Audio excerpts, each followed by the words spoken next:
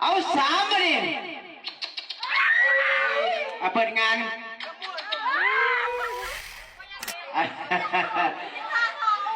เอาเจ้าสาวหอมก่อนเด้อฮะเอาเจ้าบ่าวบ่เจ้าบ่าวหอมก่อนนะไอ้ตาก็ชมกันถึงทั้งสามเด้อหนึ่ง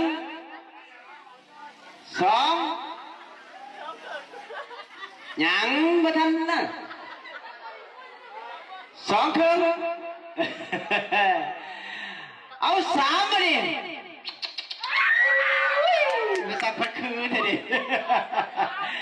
เอามาดิเจ้าสาวนะ